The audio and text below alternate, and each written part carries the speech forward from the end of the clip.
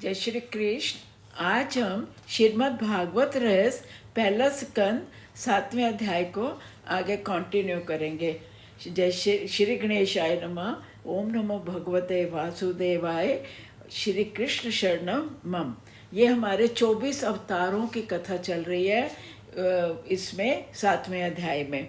अब शौनिक जी से सूत जी कहते हैं मैं तुमको कथा सुनाता हूँ जो मैंने सुनी। सुखदेव जी परीक्षित को सुना रहे थे। तो शौनिक जी पूछते हैं कि ये व्यास जी ने भागवत की रचना किस अभिप्राय से की और कैसे प्रचार किया। आगे सुनिए क्या कहते हैं वो। ज्ञानी एक पल भी ईश्वर से अलग नहीं रह सकता। सुखदेव जी जन्म से ही ब्रह्मकार वृत्ति थी। कहते हैं सुखदेव जी पैदा ही हुए थे तो चल दिए संसार छोड़ के कि मैं जा रहा हूँ। वह देव दृष्टि रखते थे, देह दृष्टि नहीं रखते थे।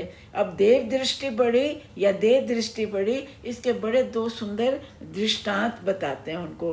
कहते हैं एक समय ऐसा हुआ कि सरोवर में अप्सराएं नहा रही थी। नगन अवस्था में सुखदेव जी वहाँ से निकले, बिना कपड़ों के सुखदेव जी वहाँ निकले। अप्सराओं ने भी अपना स्नान चालू रखा, किसी प्रकार की लज्जा का अनुभव नहीं हुआ। उन्होंने भी कपड़े नहीं पहने। थोड़ी देर बाद वहीं से सुखदेव जी के पिता व्यास जी निकले तो अप्सराएं तुरंत अपने कपड़े पहन लिए। व्यास जी देखकर बड़ा आश्चर्य हुआ कि ऐसा क्यों हुआ।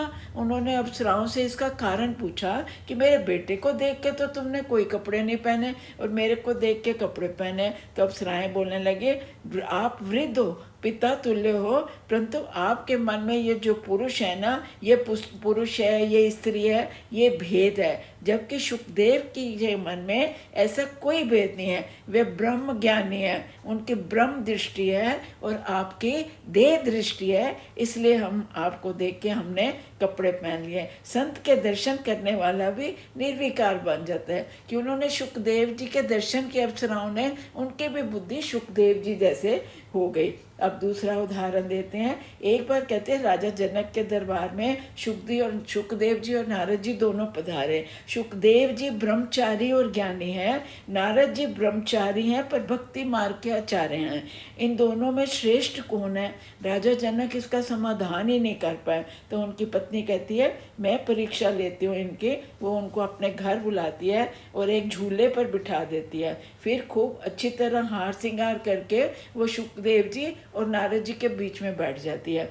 जैसे ही नारद जी को उनका अंग छूता है तो नारद जी को बड़ा संकोच होता है। वो ब्रह्मचारी होते हैं, इस स्त्री से मेरा स्पर्श हो गया तो मेरे तो मन में विकार आ जाएगा, तो वो पीछे हो जाते हैं थोड़ा। लेकिन सुखदेव जी के तो ब्रह्म दृष्टि होते हैं, उनको भान ही नहीं होता कि उनके अंग को किसी स्त्री ने छुआ या नहीं छुआ। तो उन्होंने राजा जनक की पत्नी सुनैना ने निर्णय किया कि सुखदेव जी श्रेष्ठ हैं नारद जी से, क्योंकि सुखदेव जी सब में ब्रह्म भाव रखते हैं, उनको सब में ब्रह्म ही दिखता है। ब्रह्म दृष्टि रखना कठिन है। ऐसे पुरुष को तो भागवत पढ़ने की जरूरत ही नहीं है। सुखदेव जी भागवत पढ़ने क्यों गए? सुखदेव जी की भिक्षा वृत्ति के लिए बाहर निकलते हैं तो भी गोदोहन काल में अर्थात 6 मिनट से अधिक कहीं भी नहीं रुकते। फिर 7 दिन तक बैठकर उन्होंने कथा राजा परीक्षित को कैसे सुनाई। हमने तो सुना राजा परीक्षित भगवान के बड़े प्रेमी थे, उनको शाप कैसे मिला। सूत जी कहते श्रवण करो। द्वापर की समाप्ति का समय था। बद्रीनारायण जाते समय रास्ते में केशवपुर आता है जहाँ व्यास जी का आश्रम था। एक समय उन्हें कलयुग का दर्शन हुआ कि 5000 वर्ष के बाद संसार में क्या होगा।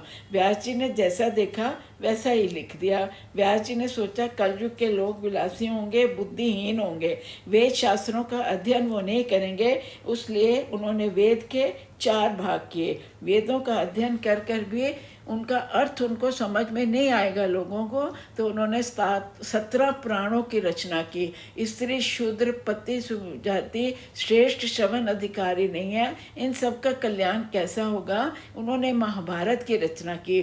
भा का अर्थ होता है ज्ञान रथ रचना। इसमें ज्ञान और भक्ति में रमने की बात बताई गई है, इसलिए ये ग्रंथ है भारत। व्यास जी ने बताते हैं 4 वेद बनाए, फिर 17 पुराण बनाए, फिर महाभारत भी बताया जो कि ज्ञान और भक्ति है। जय श्री कृष्ण।